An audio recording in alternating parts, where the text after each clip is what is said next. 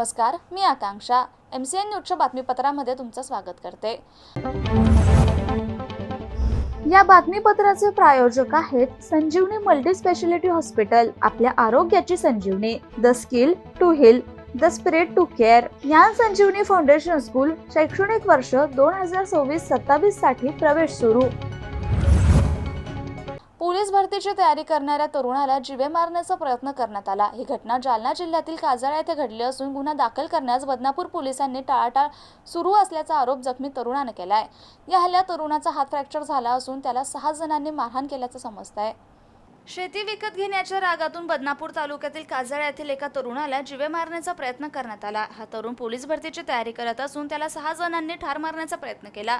12 मे रोजी हा हल्ला झाला असून या प्रकरणात बदनापूर पोलिसांनी अद्याप गुन्हा दाखल केलेला नाही। जाब घेण्यासाठी आलेल्या पोलिसांनी तू फक्त 4 लोकांची नावे घे, आम्ही सांगतो तसा जबाब दे असं म्हणत दबाव आणल्याचा आरोप जखमी तरुणाने केलाय। जखमी नीरज प्रकाश करडे या तरुणाचा हात फ्रॅक्चर झाला असून आता बदनापूर पोलीस या प्रकरणात कोणता गुन्हा दाखल करतात याकडे सर्वांचं लक्ष लागलंय। या प्रकरणात आज पहाटेपर्यंत कोणताही गुन्हा दाखल झाला नव्हता। का तुम्हाला मारहाण करण्यात आली, काय प्रकरण आहे? माझं नाव नीरज प्रकाश करडे। हे कारण आहे की मी घेतलेली जमीन ती त्यांना स्वस्तात हवी होती। मी समोरच्या व्यक्ती म्हणजे नामदेव वाघमारे यांच्याकडून ही जमीन घेतली होती। यांना ती 6 महिन्यापासून त्या जमिनीच्या कारणामुळे मला 6 महिन्यापासून हाणमारीच्या म्हणजे धमक्या देत होते, हाणामारीच्या, असं करण तसं करण। पण या कारणामुळे त्यांनी मला काल म्हणजे दिनांक 12/5/2026 रोजी सकाळी 8च्या सुमारास माझ्या शेतामध्ये मक्का कापत असताना माझ्यावर जीव घेणा हल्ला केला। यामध्ये मी हात जर डोक्यात नसता आळा गेला तर मी जागीच मेलो असतो।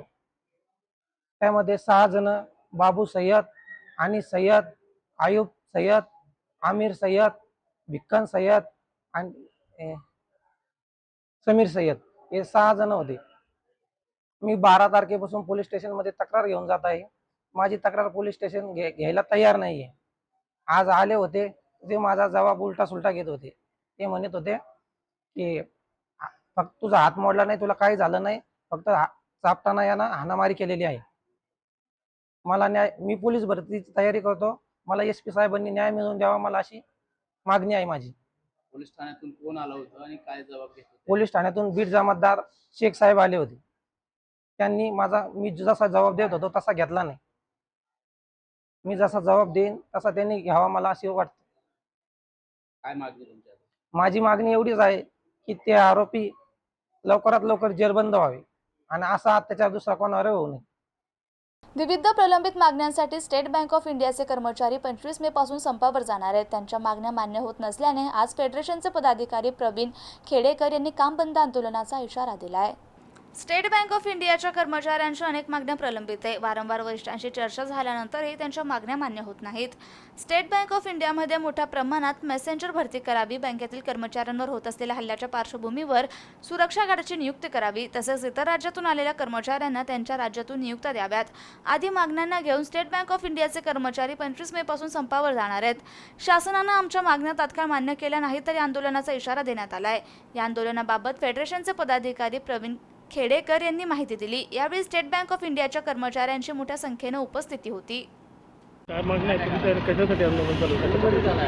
सर, हा संप state bank of India staff federation यांचा जो आम्ही कार्यक्रम आखलेला आहे, स्टेट बँक ऑफ इंडियामध्ये विविध मागण्या आमच्या बऱ्याच 2 वर्षापासून आमच्या मागण्या या पेंडिंग आहेत। या सर्व मागण्यांमध्ये स्टेट बँक ऑफ इंडियामध्ये मॅसेंजर भरती ही कोणत्याही प्रमाणामध्ये झालेली नाही आहे। त्याचप्रमाणे सरकारी कर्मचाऱ्यांवरती, त्यात प्रामुख्याने स्टेट बँक ऑफ इंडियाच्या सर्वाधिक शाखा असल्यामुळे सर्वाधिक हल्ले हे आमच्या बँक कर्मचाऱ्यावरती होतात। यासाठी कोणत्याही प्रकारची बँक गार्डची नियुक्ती ही बँकेतर्फे करण्यात आलेली नाही आहे। त्याचप्रमाणे जे बाहेरच्या राज्यातून लोक नियुक्त होतात त्यांना परत आपल्या राज्यामध्ये जाण्यासाठी जी ICT प्रक्रियाला अवलंबली जाते, त्या ICT प्रक्रिया ही कोणतीही सरकारी बँक राबवत नसून फक्त स्टेट बँक ऑफ इंडियामध्ये राबवली जात आहे।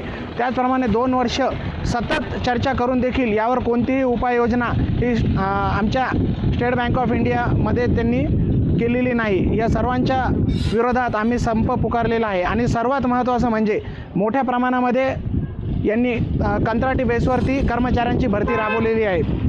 या भरतीच्या विरोधात सुद्धा आज आम्ही येथे सर्व जमलेलो आहोत आणि येणाऱ्या 25-26 तारखेला पूर्ण देशव्यापी संप आम्ही करणार आहोत. तर आमच्या मागण्या जर मान्य झाल्या नाही तर येणाऱ्या काळामध्ये 5 दिवसाचा संपूर्ण भारतामध्ये स्टेट बँक ऑफ इंडिया या बंद राहणार आहेत. माझं नाव प्रवीण खेडेकर, मी assistant general secretary, Chhatrapati Sambhaji Maharaj नगर.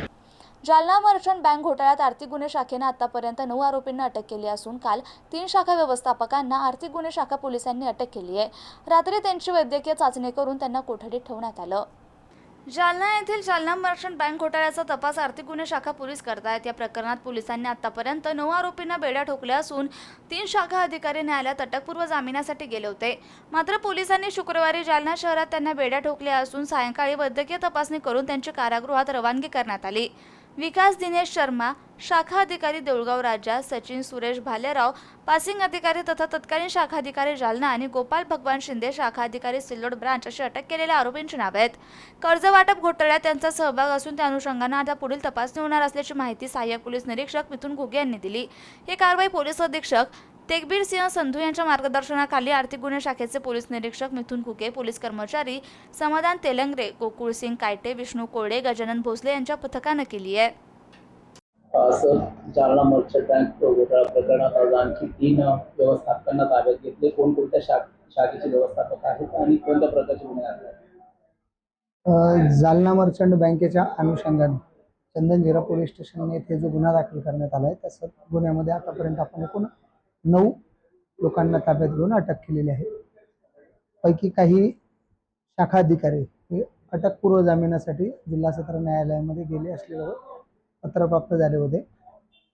त्याचबरोबर संबंधित शाखा अधिकारी यांचा शोध घेत असताना आज रोजी मिळालेल्या माहितीनुसार विकास दिनेश शर्मा, शाखा अधिकारी देऊळगाव राजा शाखा, सचिन सुरेश भालेराव, पासिंग अधिकारी जालना मर्चंट बँक तत्कालीन शाखा अधिकारी आणि गोपाल भगवानराव शिंदे, शाखा अधिकारी Jalna merchant bank Sillod branch अशा एकूण 3 लोकांना आज सदर गुन्ह्यात ताब्यात घेण्यात आलेले आहे. त्यांच्या माध्यमातून यांच्या संबंधित शाखांमधून जे कर्ज वाटप करण्यात आलेलं आहे त्या कर्ज वाटपाच्या अनुषंगाने यांचा गुन्ह्यातील सहभाग निष्पन्न करून गुन्ह्याचा पुढील तपास सुरू आहे. किती रकमेचे कर्ज वाटप केले संबंधित शाखाधिकारी यांनी वेगवेगळ्या माध्यमातून, आता विकास शर्मा यांच्या माध्यमातून वेगळ्या स्वरूपामध्ये आहे, इतर जे आहे यांच्या माध्यमातून साधारण प्रत्येकाचं किमान कोटी रुपयामध्ये कर्ज यांच्या माध्यमातून वाटप झालेलं आहे. त्या संदर्भात तपास सुरू आहे. आणि हे बातमीपत्र इथेच संपलं. पुन्हा भेटूया पुढील बातमीपत्रात. तोपर्यंत पाहत रहा MCN न्यूज. नमस्कार.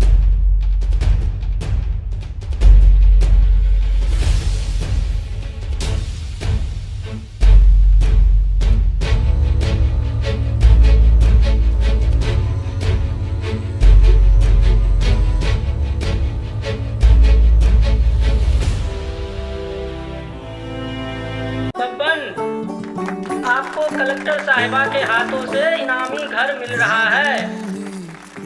आपका घर बहुत सुंदर होगा ना? अरे नहीं बेटा, हम तो बहुत छोटे आदमी हैं। चाचू डोंट वरी, मैं बड़ी होकर आपके लिए और सबके लिए मजबूत और सुंदर घर बना के दूंगी। कालिका सरिया लाना मत भूलना। कालिका TMT सरिया कंक्रीट से करे मजबूत जोड़ और भूकंप संग आग से लड़कर घर को दे दीर्घायु। कालिका सरिया मैं भूली नहीं। बेटिया आप कलेक्टर। कालिका TMT, फैसला जो मजबूत हो। संजीवनी मल्टी स्पेशालिटी हॉस्पिटल, ऋषी पार्क, अंबर चौफुली, जालना.